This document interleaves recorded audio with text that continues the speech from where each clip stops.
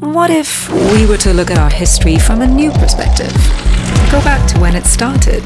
Not just 1819, but way back to 1299, when this man had a vision of a lion and founded a kingdom, one that the Majapahit, Siamese, Achinese, Dutch and Portuguese crossed paths over. Why do we only know Raffles? How about the others? Where did they come from?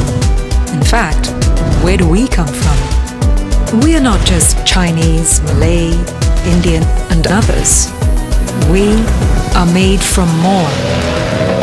Through thunder, lightning and rain, we are also made for more.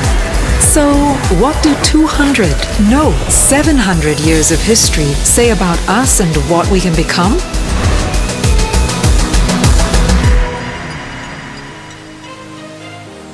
Join us in our Singapore's Bicentennial experience as we seek answers to these questions. We are heading to Fort Canning Centre to enjoy the multimedia sensory experience that will bring us back in time to witness key moments in Singapore's transformation from as far back as 1299.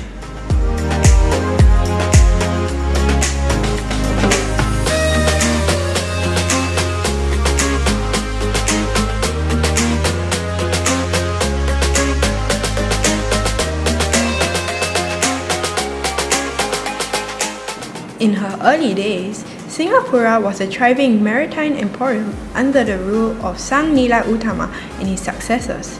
Being connected to the region brought Singapore waves of fortune and prosperity, but it also put her at the center of regional disruptions.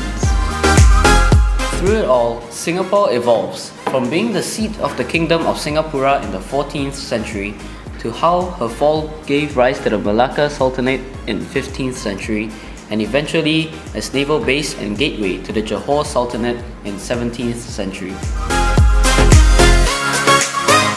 OMG, that was so cool. The acting was amazing. It looked so real, like as if we really went back into the past. It really helped me get a better vision on how Singapore was like before 1819 and how Singapore was given its name.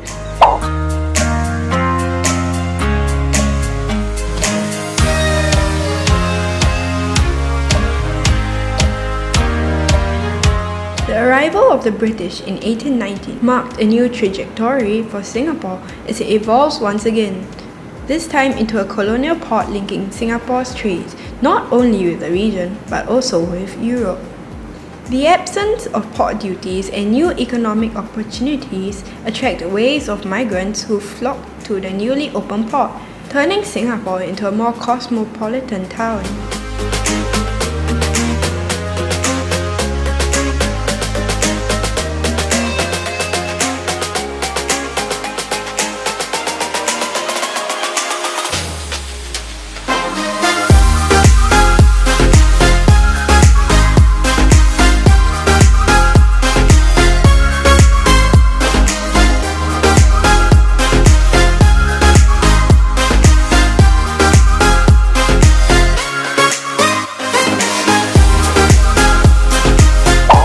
I really liked the visuals and how the actor interacted with them. It was really cool. I think I understand how Singapore came to be now. Sang Nila Utama looked pretty cool too.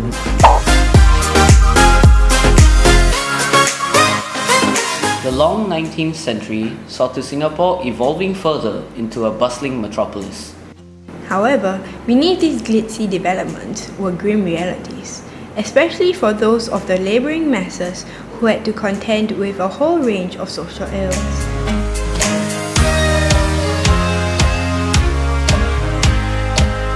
This is pretty loud. It really feels like I'm in a World War II bunker. Were bunkers dark like this or did they have electricity? I don't really recommend this to any war veterans. I think we should move on to Act 4 before they find us. Life in the city of Singapore came to a standstill with the outbreak of World War II in 1942. The British surrender of Singapore and the ensuing occupation between the years 1942 to 1945 made the people of Singapore not only realize the dangers of dependency, but also promoted them to seek ways to chart their own destiny and renegotiate their relationship to the island they have called home. It was horrible. I think the Japanese occupation was terrible. What I've just seen was from a perspective of a survivor from the Japanese occupation. I can imagine the fear that the man felt when hiding from the Japanese. With the recap of scenes from the previous acts, journey through the story of how our nation emerged through the contributions of ordinary people. Whoa, the installation looks cool! It felt like we really travelled back 700 years in time. The reversing of the rains really gives you that effect. I have now learned how rain can impact the rise and falls of communities and civilizations like Singapore. I am glad that we came here to learn more about Singapore's bicentennial experience.